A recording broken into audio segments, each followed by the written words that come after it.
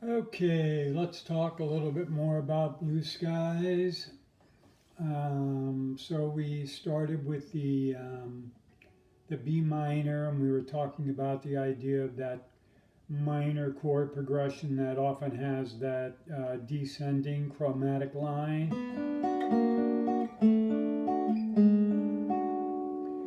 That even what I just played there is kind of a good thing to practice.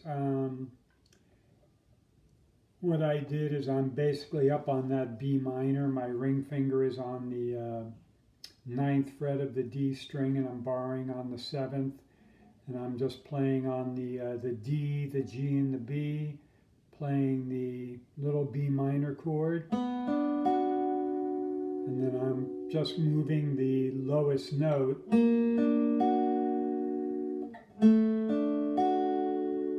then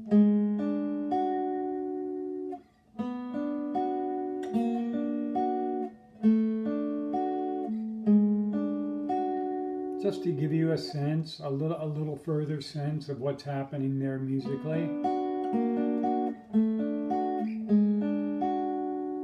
That was just something that popped into my head. That wasn't planned.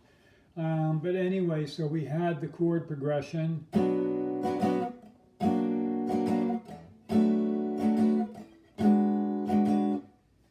And we talked about the fact that when you got to the B minor 7, you could either hold the bar or you could go to this form. Doesn't really matter.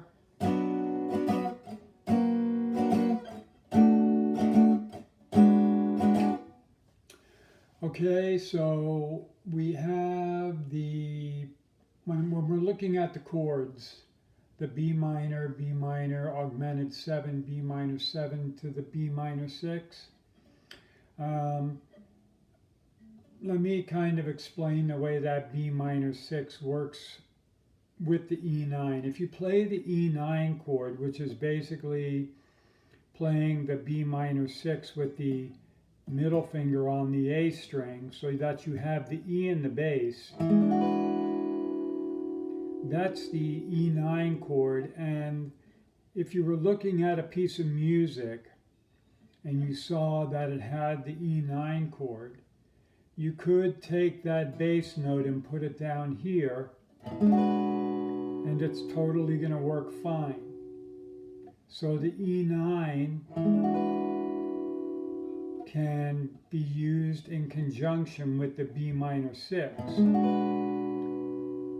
But it doesn't work the other way. If you see a B minor 6 chord, you can't use the E9 in place of that. Okay? And here's the reason why. If you're playing the E9 chord, the E9 chord also has a B note in it. And that B note is up here, right? Because these are both E strings. And so if we're playing the 7th fret on the E string, they're both B's. So when you play the E9 chord, it has this high B in it. So if you take the bass note and bring it down here, you're just adding another B. So the E9 chord has a B note in it. That's why if you see the E9, you can substitute that B minor 6 form. If the piece of music actually says B minor 6, you can't substitute the E9 because a B minor 6 does not have an E in it. Okay, that door does not swing both ways. An E9 chord does have a B in it, but a B minor 6 chord doesn't have an E. That may seem confusing on its face, so if you have trouble wrapping your head around that, just take my word for it for now, and we could clarify it a little bit more, but I don't want to take a lot of time doing that. So looking at the sheet that I sent, we have the introduction,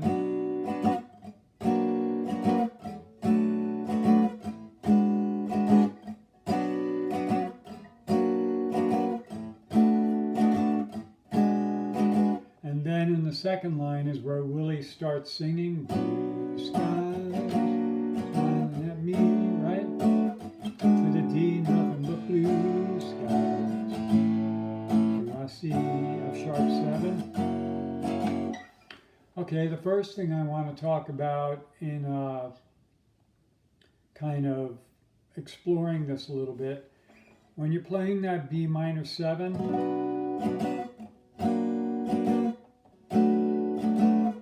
when you get down to that B minor 6 chord, didn't really mean to say when you're playing the B minor 7. When you're playing that B minor chord progression,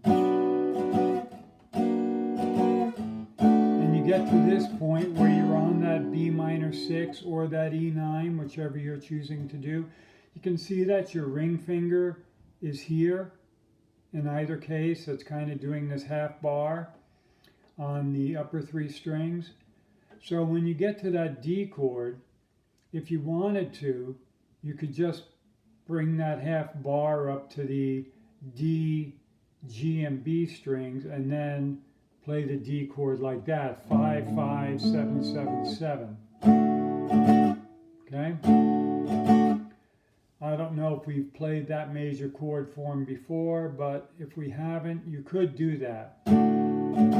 So if you want to tab that in there or make a separate note of that, unless that just makes total sense to you without having to write anything down.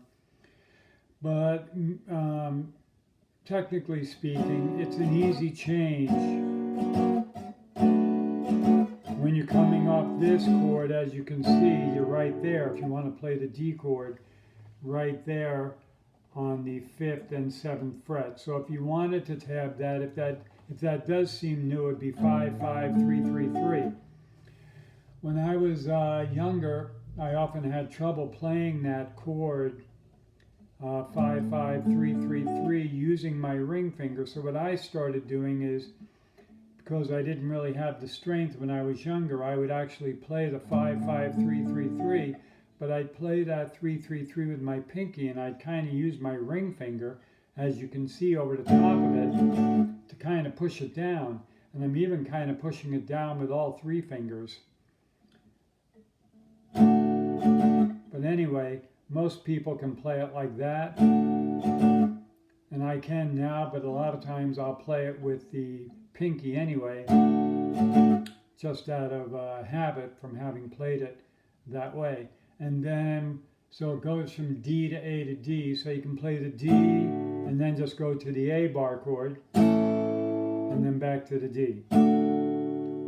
Just an option. Or you can play the D, A, D down here, go to the F sharp 7. Okay? So I'll go ahead and play that from where Willie starts singing in the second line. We got the blue skies smiling at me, nothing but blue skies. I see to the F sharp 7.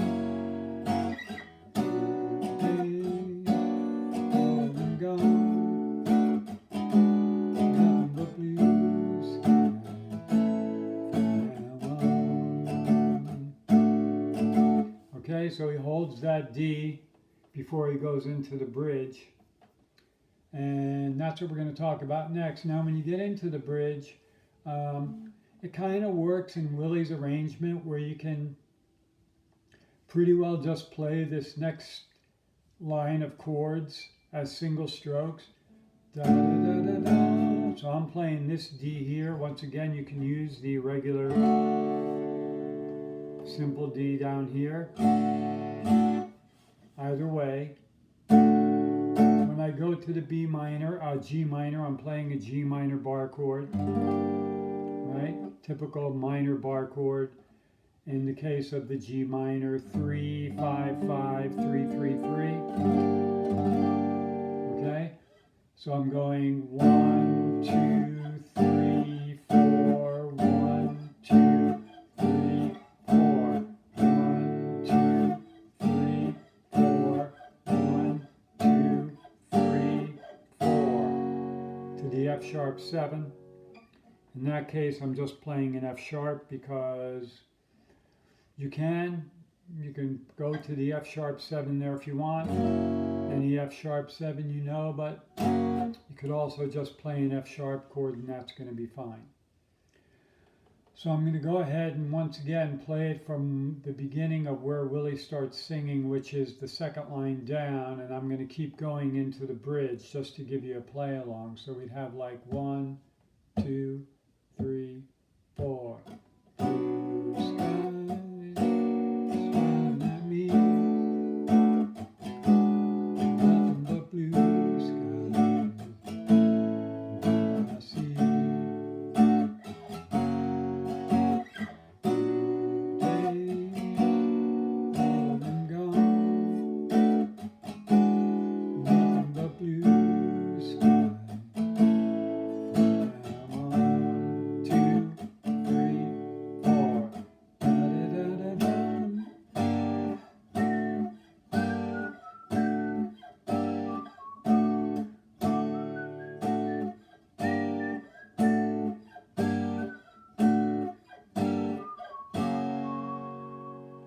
And then it goes back to the beginning.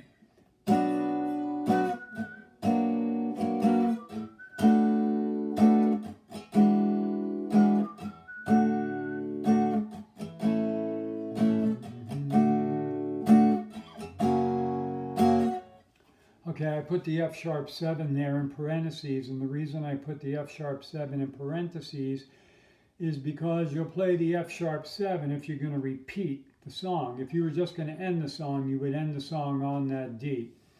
But Willie's about to go into his solo, which means he's going to repeat the song, and he's essentially going to play all the way through.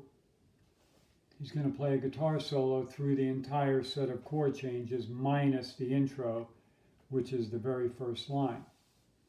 Okay? So once again, I'm going to go back and start on the second line, and I'm going to play the 1, 2, 3, 4 lines, second, third, fourth, and fifth lines. I'm going to play those once again just for a little slower play along. And as you know, you can slow it down on the YouTube to play along with Willie, however you're doing it. But here's a play along with me, starting 1, 2, 3, 4.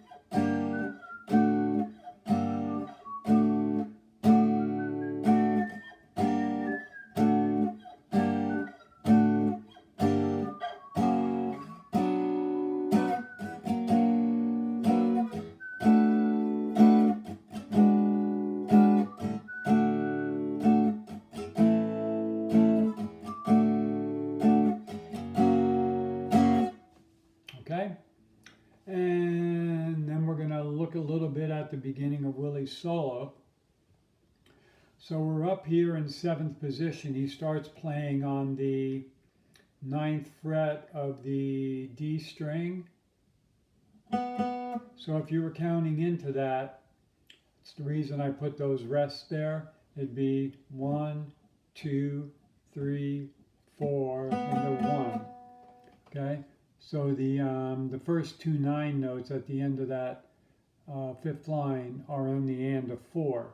So we'd have 1, 2, 3, 4, and a 1 and 2. Getting down to the line number 6, 1 and 2. Okay, so what I would recommend you do here, once again, like I recommended on the George Harrison something solo, is listen to it. Get it well in mind, and then try to play what you hear. Try to hear it, memorize it, and play it phrase by phrase. So coming into the song, he at the end of line number 5, got the D chord. 1, 2, 3, 4. Okay?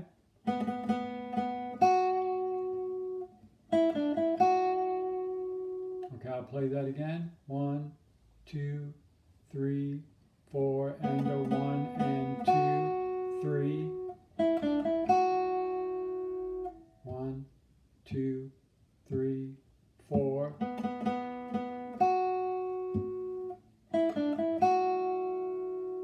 One more time. 1, 2, 3, 4.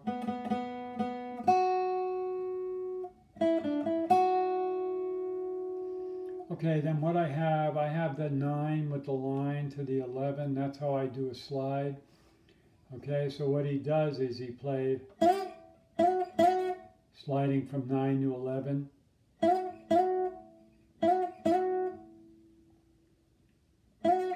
And then back to 9, 7, 9. Like that.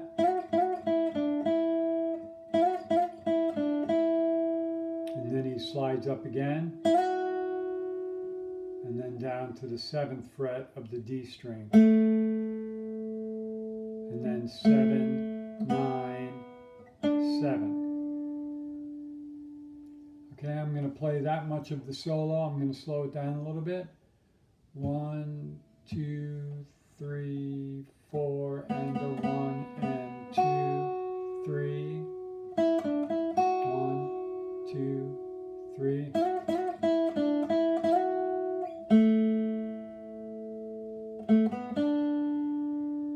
Again, 1, 2, 1, 2, 3, 4.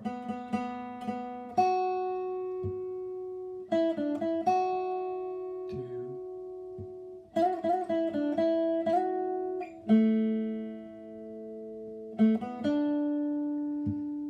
3, 4.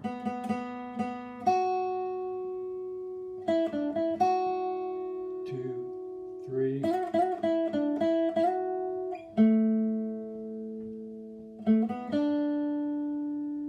Once again, listen to it and then try to play along. Slow it down to the 3/4 speed if necessary. So what I'm going to do now is once again go back to the second line, play the rhythm, and then come into the solo so you can kind of feel how that all ties together. 1, 2, 3, 4. Blue skies smiling at me, nothing but blue skies I see.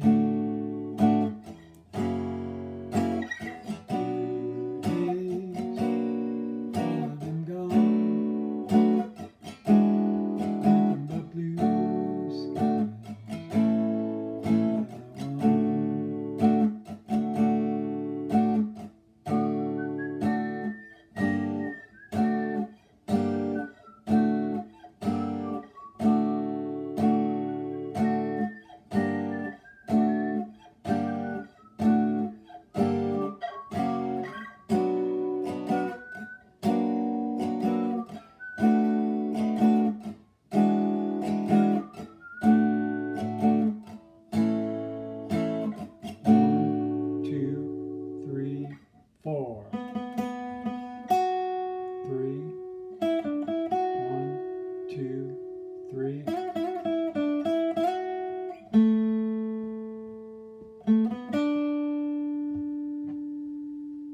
Okay, so that's how all that goes together. I'm going to do it one more time. What I'll do is just to expedite getting to the solo, this time I'm going to start on the bridge where it's D to the G minor. 1, a little slower. 1, 2, 3, 4.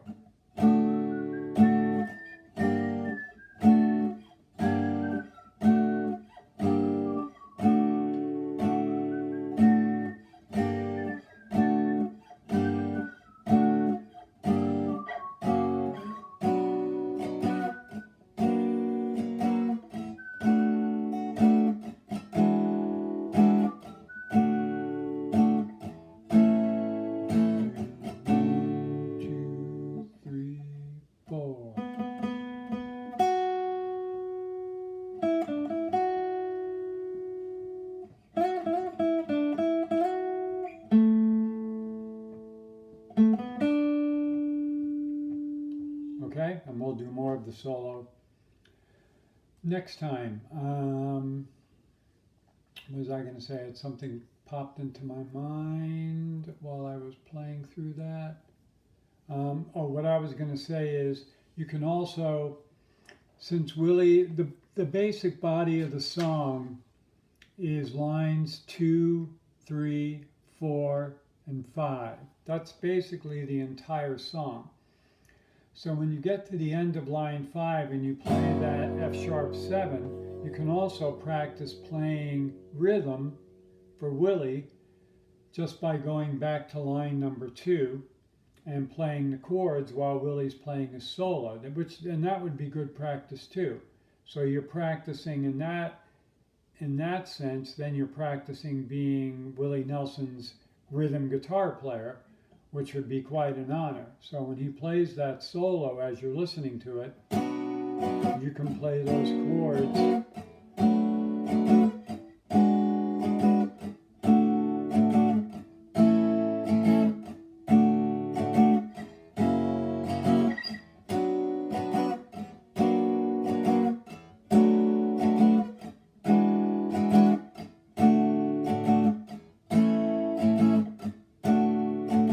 Keeps playing the solo here.